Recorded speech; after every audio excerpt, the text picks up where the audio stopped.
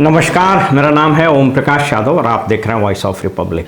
भाई वीरेंद्र और मनेर के एक पंचायत सचिव के बीच का ऑडियो सोशल मीडिया पर बहुत तेजी से वायरल हो रहा है। हाँ बोलिए। बोलिए, कौन बोल रहा है रे? इनसे बात करना है आपको? अरे पंचायत सचिव से मैं बात करना चाह रहा हूँ। हाँ पंचायत सचिव बोल रहा हूँ, बोलिए। अरे तो भाई वीरेंद्र को तुम नहीं पहचानता है? तू कहेगा कि बोलिए।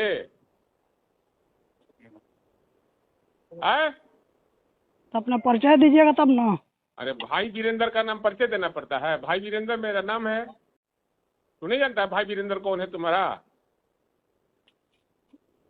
भाई वीरेंद्र मनेर का कौन है, नहीं जानते हो तुम? नहीं जानकारी रहता तो ऐसा थोड़ा बतियाते हैं। कहाँ इंग्लैंड का है का तू? टेढ़िया तू है रे? मनेर का विधायक को नहीं जानता तुम? हाँ विधायक जी बोलिए। अरे विधायक जी बोलिए, फिर जूता से मारेंगे घींच के, समझा?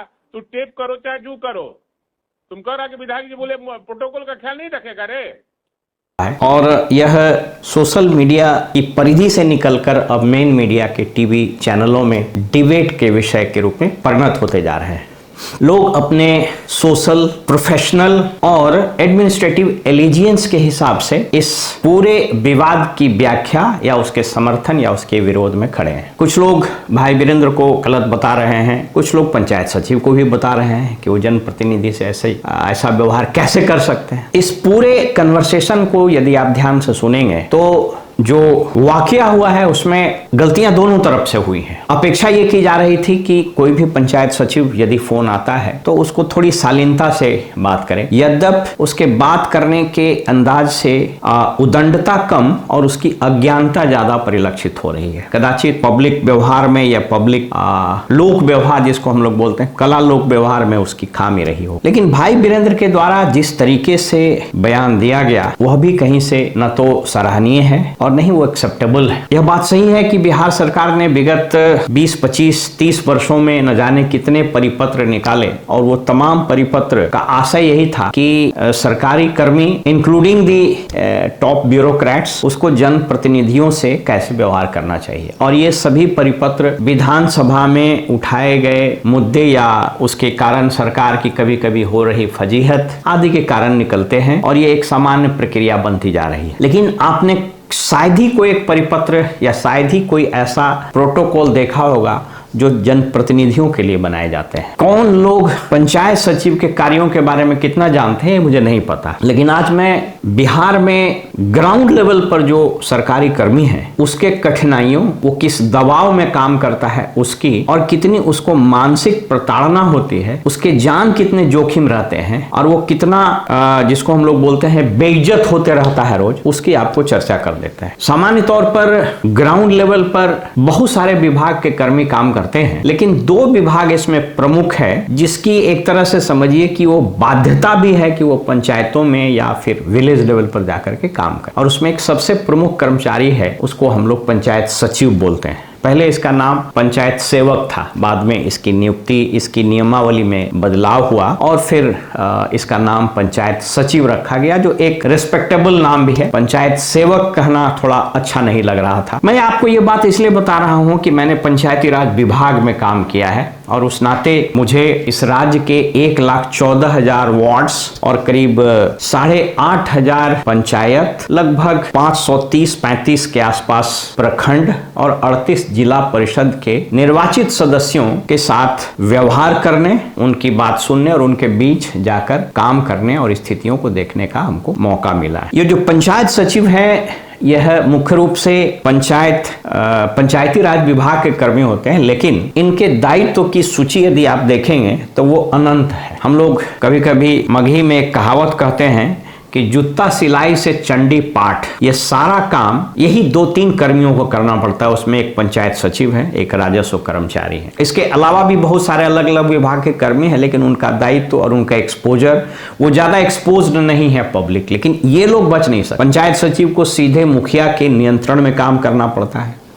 इसका मतलब हुआ कि इसके बाद वो मुखिया के नियंत्रण के कारण जितने वार्ड सदस्य हैं, जितने सरपंच हैं, पंच हैं, उन सबों के बीच उसको रहना पड़ता है। कहने को तो उसके रहने के लिए एक पंचायत सरकार भवन की व्यवस्था की गई है, लेकिन अधिकांश जगहों पर वो बहुत ही उपयुक्त रूप से नहीं बना। इनके दायित्वों को जरा हम आपको गिना देते हैं, उसके बाद हम आपको बात करेंगे कि हर कोई आज के तारीख में बात तो ये जरूर कहता है कि जनप्रतिनिधियों का सम्मान होना चाहिए। तो इसका मतलब क्या है कि सरकारी कर्मियों का अपमान होना चाहिए। और ये दोनों शब्द इतने जुड़े हुए हैं आपस से कि जैसे कहेगा कि जनप्रतिनिधियों का सम्मान होना चाहिए, इसका मतलब वो गाली भी दे, वो मारे भी, वो जूता भी चला दे और आप चुपचाप सहते रहिए, तो वो जनप्रतिनिधियों का सम्मान हुआ। पंचायत सचिव पंचायती राज विभाग के तमाम योजना, वो जल योजना से लेकर, अगेन मैं एक डिस्क्लेमर दे रहा हूं, मैं किसी भी वैसे सरकारी कर्मी के पक्ष या उसके समर्थन में कभी नहीं बात करता हूं जो अनैतिक कार्य में लिप्त होते हैं। और मैंने एक बार बताया था कि यह एक फलसफा है, यह एक दर्शन है और एक यथार्थ है जीवन का भी और हर क्षेत्र का भी, कि समाज में व्यवस्था में ज्यादातर अच्छे लोग होते हैं, कुछ बुरे लोग भी होते हैं, लेकिन यह समाज का अजीब विडंबना है कि अच्छाइयों का सामना, अच्छाइयों को बाहर आने में बहुत वक्त लगता है, वो कम आता है, बुरी चीजें बहुत तेजी से प्रचारित और प्रसारित हो जाती है। तो मैं एक जनरल परसेप्शन और इस डिस्क्लेमर के साथ बता रहा हूं। पंचायती राज की सैकड़ों योजनाएं जो चलते रहती है, जो टेंजिबल इंटेंजिबल है, उसका अनुश्रवण, इसके बाद इलेक्शन हो, जनगणना आ रहा है, पशुगणना आ रहा है, कृषि विभाग के लिए आपको उसको क्रॉप कटिंग बोलते हैं, यद्यपि कृषि विभाग के भी कर्मी है, लेकिन वो बिना पंचायत सचिव के होता नहीं है। इसके अलावा ग्रामीण विकास की जितनी योजनाएं हैं, आप उसके बाद लघु सिंचाई की जितनी योजनाएं हैं, कृषि विभाग का मैंने बता ही दिया। इसके अतिरिक्त जितने तरह के पेमेंट है, पहले तो डीजल अनुदान वगैरह भी मिलता था, वो सब अब बंद हो गया है। तो इस तरह से अब जितने तरह के पेंशन हैं, जितने तरह के आवेदन पड़ते हैं जाति से लेकर के, और जितने तरह के आवेदन पत्र, उस पर उसकी अनुशंसा चाहिए, उसका रिपोर्ट देना चाहिए। आप अगर एक पंचायत सचिव के साथ दिन भर बैठ जाइएगा तो आपको अंदाजा हो जाएगा कि सरकार या समाज यह अपेक्षा करता है कि एक पंचायत सचिव 24 घंटा में कम से कम 48 घंटा काम कर दे। आपको एक उदाहरण देते हैं। फर्ज कीजिए कि एक पंचायत सचिव के जिम्मे में 15 जन्म मृत्यु के प्रमाण पत्र के सत्यापन का रिपोर्ट मांगा गया और 15 जाति प्रमाण पत्र या आवासीय प्रमाण पत्र या किसी तरह का प्रतिवेदन मांगा गया। अमूमन एक दिन में अगर इसके पास 20 से 25 आवेदन पत्र आए तो उस 25 आवेदन पत्र में अपेक्षा ये की जाती है कि वो जाके फिजिकली वेरीफाई करे, और अगर वो 25-30 आवेदन पत्र को वेरीफाई करने गया तो कम से कम उसको 25 से 30 घंटा लगेगा। फिर उसका रिपोर्ट बनाना है। अब सारे रिपोर्ट ऑनलाइन हो गए, वो उसको करना है। तो आप ये अपेक्षा कर रहे हैं कि एक पंचायत सचिव, कदाचित वो गूगल का कोई सॉफ्टवेयर का बहुत शानदार आदमी है, उसके पास इतने संसाधन हैं कि वो घर बैठे सब कर देगा। ये तो मैंने बताया उसके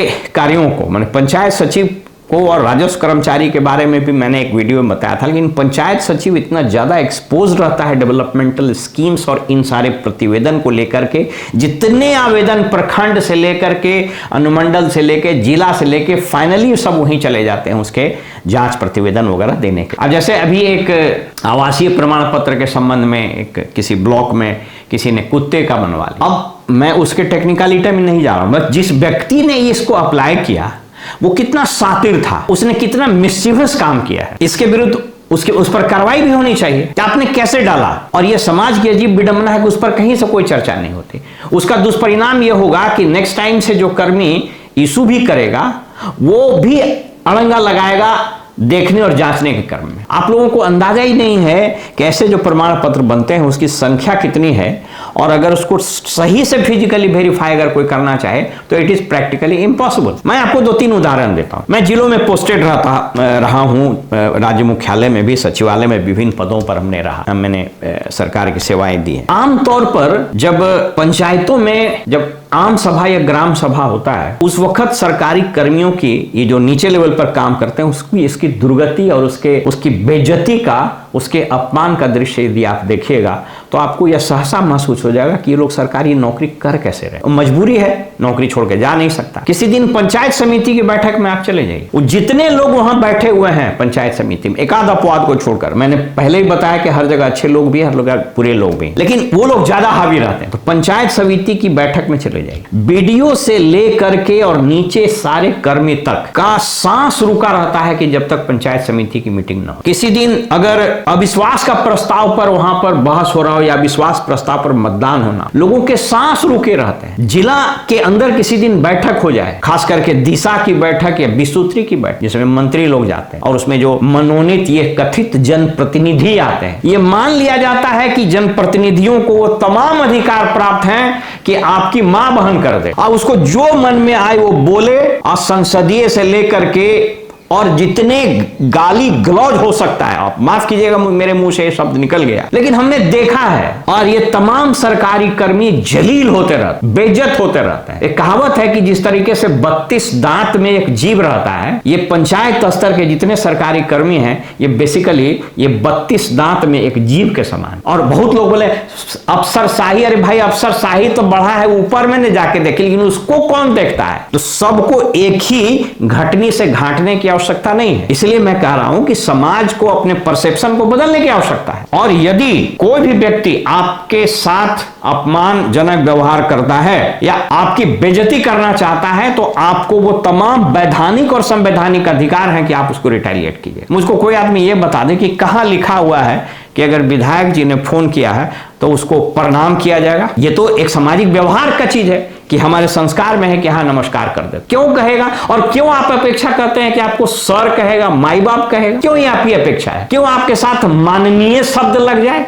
इसलिए कि आप बैठे हुए हैं यहां सदन में और अपने लिए कोई भी कानून, अपने लिए कोई भी परिपत्र निकलवा दें। क्यों आपके लिए आपको महामहिम कहे? ये सारे जो शब्द हैं ये अब मतलब हंसी के पात्र हैं। जो लिखता भी है ना माननीय, वो जानता है कि ये कितना माननीय है। इसलिए मेरी इस वीडियो के माध्यम से समाज के हर वर्ग से ये अपील है, कहता है कि जब आप रिस्पेक्ट और ये जो सम्मान है ना, ये सम्मान गेन किया जाता है, ये सम्मान जो है कमाया जाता है अगर आपके व्यवहार। मैंने कई एक ऐसे जनप्रतिनिधियों को देखा है कि उसके सामने स्वतः सम्मान से सर झुक जाता है, कई बार उम्र के कारण, कई बार उनकी वाणी के कारण, कई बार उनके त्याग के कारण, लेकिन उसकी संख्या अब नगण्य होती जा रही है। और अब ऐसे लोगों की संख्या बढ़ती जा रही है। जिस तरह से जनप्रतिनिधि शब्द की परिधि में लोग आ रहे हैं, मतलब आप सोच करके देखिए कि नीचे वार्ड से लेकर के और ऊपर कैबिनेट तक, इसके अलावा कितने लोगों को रोज आप मनोनीत करते रहे, 20 सूत्री, 25 सूत्री, परामर्शदात्री, फलाना दात्री। और जब जिलों में, अनुमंडलों में, प्रखंडों में जब बैठक होती है तो अधिकारी और कर्मियों की तो मतलब समझिए उसकी जलालत हो जाती है। मैंने खुद कई बार इसका प्रतिकार किया। मैं एक जिला का नाम नहीं बताऊंगा जहां मैं पोस्टेड था उच्च पद पर। एक मंत्री थे, वो स्वर्गीय हो गए, उनका नाम लेना उचित नहीं है। वो मीटिंग कर रहे हैं, मीटिंग अभी शुरू ही हुई थी कि एक यही जो माननीय जनप्रतिनिधि है उसने एक सरकारी कर्मी को गाली दे दी। मैंने वहीं माइक ऑन करके कहा मंत्री जी को कि माननीय मंत्री महोदय, ये जो वाकया हुआ है यह आपकी अध्यक्षता में चल रही मीटिंग के अंदर हुआ, और ये याद रखिए कि अगर इन्होंने जो असंसदीय और अपमान करने वाले भाषा का प्रयोग किया है, गाली गलौज, इस कर्मी को भी अधिकार है रिटेलिएट करने के लिए, और ये कर देगा। और अगर इसने नहीं किया तो इसके बदले मैं कर दूंगा। इसलिए आप ये सुनिश्चित कीजिए कि इस मीटिंग में कोई आदमी अनर्गल प्रलाप, अनर्गल बगैर सबूत के आरोप और गाली गलौज और अपमानजनक भाषा का प्रयोग नहीं करें। अगर आप चाहते हैं कि आपको सम्मान मिले तो आपको सम्मान भी देना। और हम ये भूल जाते हैं, हमारे अंदर एक अजीब प्रवृत्ति यहां पनप गई है। किसी को कुछ कहा, उसने अगर वो कुछ नहीं कहा तो तुरंत बोले हम, तुम जानते हो कि नहीं कि हम कौन बोल रहे हैं? अरे भाई वो कहां से जाने? अच्छा, इसी कन्वर्सेशन में जिस तरह से मैं फलाना बोल रहा, ठीक है, सामान्य तौर पर अगर पंचायत सचिव है तो वो जान जाता है, लेकिन कहीं ये ऐसी बाध्यकारी व्यवस्था तो है नहीं, वो आपको जान ही जाएगा। उसमें भी शुरू में जब उन्होंने कहा तो अपने पद के बारे में बताया नहीं।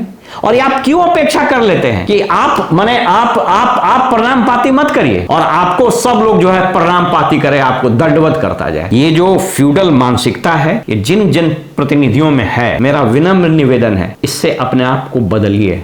समाज बहुत तेजी से बदल रहा है। और अगर ये सरकारी कर्मी खड़ा होकर आपको जवाब नहीं दे रहे हैं तो इनकी कमजोरी नहीं समझिए, इनकी मजबूरी है। मजबूरी ये है कि बेचारा दूर में नौकरी कर रहा है, कमजोरी है कि बड़ी मुश्किल से नौकरी हुई है, उसका परिवार चल रहा है और हर दिन वो खौफ के साये में और अपमान के बादल के नीचे, आपत्तिजनक शब्दों की बारिश के नीचे बैठ के काम करता रहा। वो भी सम्मान का हकदार है, वो अपमान का हकदार नहीं है, वो भी प्यार का हकदार है। और ये मेरा व्यक्तिगत अनुभव है, मैंने देखा है कई एक जनप्रतिनिधियों को, कई एक बड़े मंत्रियों की, जब वो फोन से बात करते हैं या सामने में भी बात करते हैं तो अगर अच्छे से बात करते हैं तो कई बार कोई काम डिफिकल्ट भी रहता है तो सरकारी कर्मी आउट ऑफ द वे जाकर के काम करा देते। इसलिए प्यार के शब्द, शालीनता, सुसंस्कार और व्यवहार, इसको सीखने की जरूरत है। मैं इस ख्याल का और इस थ्योरी का समर्थक नहीं हूं कि ये अपने आप आ जाता है। प्यार, शालीनता, भाषा, कला, लोक व्यवहार, संस्कृति,